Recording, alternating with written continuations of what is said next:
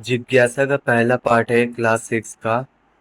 Science का book है जिज्ञासा, विज्ञान का अनूठा संसार। विज्ञान का अनूठा संसार।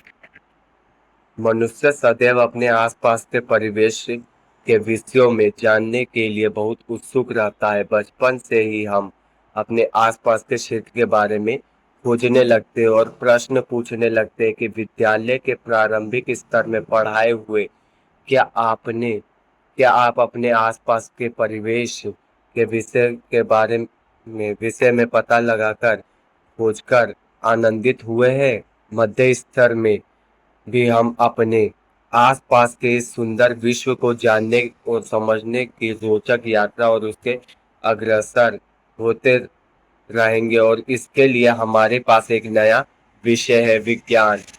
विज्ञान के इस अद्भुत संसार में आपका हार्दिक स्वागत है। विज्ञान देखने, सोचने, समझने, कार्य करने का एक सशक्त माध्यम है जो विश्व के रहस्यों की परतें खोलता है। जिज्ञासा क्या है? यह एक रोमांचक साहसिक कार्य की तरह है जहां हम प्रश्न पूछते हैं, प्रकृति के विभिन्न आयाम खोजते हैं और यह समझने का प्रयास करते हैं कि ये सब आखिर कैसे होता है। ये सब सजाने के लिए सबसे महत्वपूर्ण है जिज्ञासा।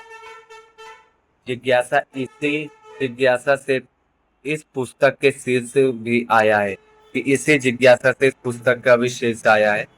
अध्ययन चाहे रेत के छोटे छोटे कणों का हो या बड़े बड़े पर्वतों का, एक घास के तिनके का हो या किसी विस्तृत जंगल का, यह हमें सदा ही नित्य नई खोजों के लिए प्रेरित एवं उत्साहित करता रहता है। क्या आपने कभी रात के आकाश में चमकते तारों पर ध्यान से देखा है और यह सोचा है कि तारे चमकते क्यों हैं? किसी फूल के खिलते देख आप विस्मित हुए हैं कि उसे कैसे पता चलता है कि कब खिलना है? ये सब विज्ञान के द्वारा उजागर होने वाले अनेक रहस्यों के कुछ उदाहरण मात्र है। विज्ञान के बारे में सबसे रोचक बात यह है कि यह सर्वत्र है। महासागर के इन गहराइयों से लेकर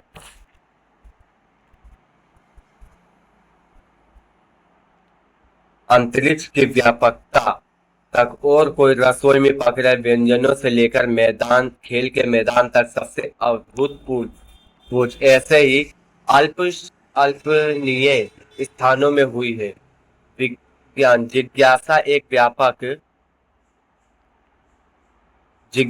व्यापक और अंतहीन जिग्मो पहले जैसी जिसके द्वारा की गई प्रत्येक खोज नई इस पहेली का टुकड़ा को जोड़ देती है, और इससे आपको पता है कि यह तो सिर्फ पहेली की सबसे अच्छी बात है कि कोई सीमा नहीं है हम क्या क्या खोज सकते हैं, क्योंकि ज्ञान का हर नया भाग नए प्रश्नों की खोज की ओर ले जाता है। और हम कभी कभी देखते हैं कि पहेली का एक टुकड़ा गलत स्थान पर जोड़ दिया गया है, तो उसे वहां से दूसरे स्थान पर ले जाने की आवश्यकता है। नई खोजें प्राय विश्व के बारे में हम हमारी समझ बढ़ाती है। आप जैसे जैसे नई यह पुस्तक पढ़ेंगे, आपके सामने अनेक रोचक विचार आएंगे। आप कई नए प्रयोग करेंगे जो आपको विचार करने के प्रेरित करेंगे, और आप यह भी जानेंगे कि हमारे दैनिक जीवन में ये सब कैसे उपयोगी है। अनुमान लगाइए कि जब हम नई नई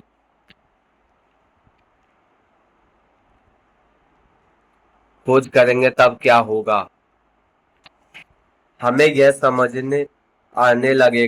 आने लगेगा कि ये सभी विचार एक दूसरे से जुड़े हुए। आइए इस यात्रा को आरंभ करते हैं। अपनी पृथ्वी एकमात्र ऐसा ग्रह है जिस पर जीवन है। पृथ्वी पर पर्यावरण भी है जिसकी रक्षा करना अति आवश्यक है। पृथ्वी पर जीवन की एक अद्भुत विविधता है।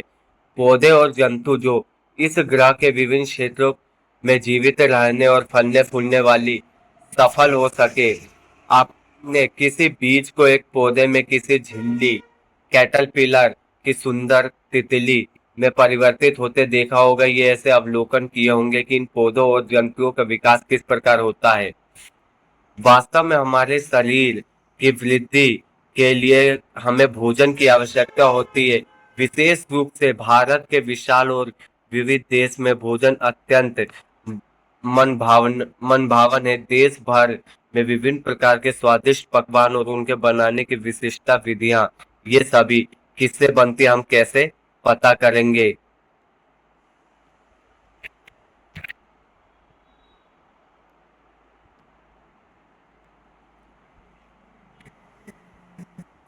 हमें जीवित रहने के लिए भोजन के साथ साथ जल की भी आवश्यकता होती है। जल एक अत्यंत आनंददायी पदार्थ है। जिस क्या आप कभी बारिश में दौड़े और भागे कूदे हैं?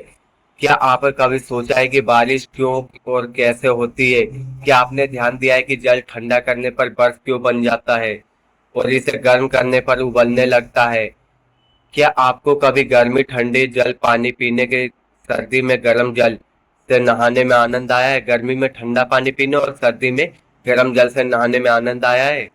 हम गर्म और ठंडे को कैसे समझते हैं, चाहे वह जल हो या ज्वर से तपते हमारे शरीर का तापमान, कोई वस्तु कितनी गर्म है यह ज्ञात करना महत्वपूर्ण है।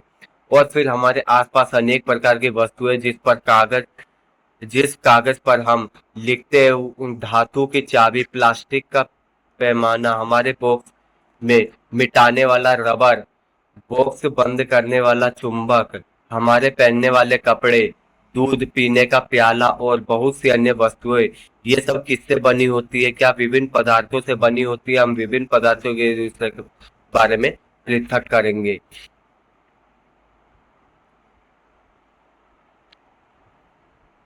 इस पुस्तक की यात्रा में हम जैसे जैसे आगे बढ़ेंगे वैसे वैसे पृथ्वी के विद्यमान प्रत्येक वस्तु के बारे में प्रश्नों के अंतहीन सी सूची बनाती जाएगी।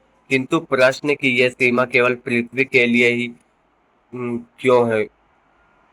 हम इससे इससे परे सूर्य, चंद्रमा और आकाश के चमकने वाली लाखों तारों के प्रश्न पूछ सकते हैं, चाहे वो आपको किसी पत्ती की संरचना बारे में जानना हो या किसी वस्तु की गति करती है, ये एक मूंगफली के छिलके को कैसे अलग करती है। पुस्तक प्रत्येक अध्याय आपकी जानने की इच्छा को जागृत करेगी, संभवतः आपके मन में अनेक प्रश्न भी पैदा करेंगे, चाहे आपने न दिया हो या फिर आपने अनेक प्रश्नों के उत्तर अब ढूंढते रहे होंगे।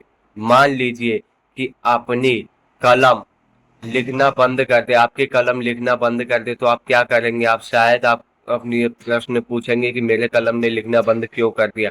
आप ये अनुमान लगाएंगे कि कलम में स्याही समाप्त हो गई है। तब आप इस अनुमान के परीक्षण कलम खोलकर और रिफिल की स्याही जांच करेंगे। यदि वह खाली है तो आप जान जाएंगे कि आपका अनुमान सही था। परंतु मान लीजिए आप देखते हैं कि स्याही समाप्त नहीं हुई, तब आप क्या करेंगे? आप ये अनुमान लगाएंगे कि संभवतः स्याही सूख गई है, या इसकी जांच करने के लिए भी अनुमान लगाना सही है या नहीं। अब आप कुछ और प्रयास करेंगे। वास्तव में विज्ञान ऐसे ही कार्य करता है, जो आपके जानने का प्रयास आपकी कलम से लिखना क्यों बंद कर दिया। वैज्ञानिक क्रियाविधि का उदाहरण है क्रियाकलाप। क्रियाकलाप ये कर सकते हैं, आप इसका स्क्रीनशॉट ले लीजिए चाहे तो। अब इसके बाद सबसे पहले जो हमें रुचि लगता है, उसे हम समझ नहीं पाते, हम उनकी आवश्यकता क्यों करते हैं, हमें अचंभित करता है कि उसके बारे में प्रश्न सोचते हैं। इसके बाद हम अपने उस प्रश्न से संभावित होकर अनुमान लगाते हैं। इस अनुमान को युगों के अधिक अवलोकनों से सत्यापन करेंगे। इसके बाद हम परिणाम विश्लेषण के प्रयास देखने के करते हैं कि वास्तव में प्रश्न की हुआ है कि नहीं। वैज्ञानिक के वे लोग होते हैं जो समस्याओं का हल ढूंढने अथवा नई वस्तुओं की खोज करने के लिए वैज्ञानिक विधि का प्रयोग करते हैं। परंतु कोई भी व्यक्ति वैज्ञानिक विधि का पालन करता है, एक वैज्ञानिक की तरह कार्य करता है। भोजन पकाने वाला व्यक्ति सोचकर हैरान हो जाता है कि दाल कुकर से बाहर कैसे निकलती है, क्या कुकर में अधिक पानी था। साइकिल की मरम्मत करने वाला व्यक्ति के बारे में सोचिए, यह जो यह ढूंढने का प्रयास कर रहा है कि टायर में हवा कैसे निकली, हवा कहाँ से बाहर निकल गई। या कोई विद्युत ठीक करने वाला व्यक्ति यह ढूंढने का प्रयास कर रहा है कि विद्युत बल्ब क्यों नहीं जल रहा है, या कोई अन्य समस्या बल्ब में है, स्विच में हम प्रश्न पूछे और उनका उत्तर ढूंढने का प्रयास करते हैं, तो ये एक तरह से हम सभी वैज्ञानिक जैसे कार्य करते हैं। और क्रियाकलाप 2 देख सकते हैं।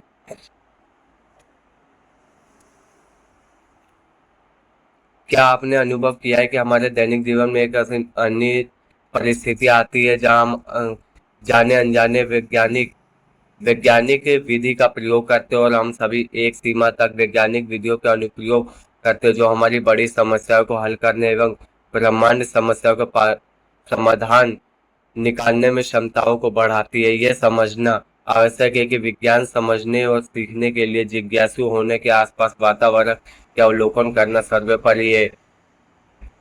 जब हम जिज्ञासु होते हैं तब हम प्रश्न पूछने लगते हैं और क्यों।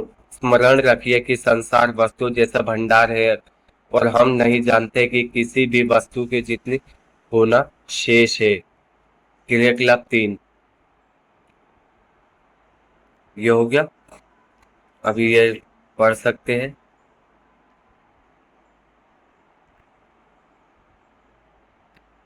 जिस प्रकार बच्चे बारिश का आनंद लेते हैं उसी प्रकार विज्ञान भी आनंदमय खोज जैसा होता है। विज्ञान की यात्रा आनंद ले और खोज करते रहे।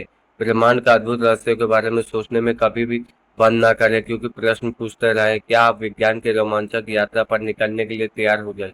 आरंभ करें। ये चैप्टर हो गया आपका कंप्लीट।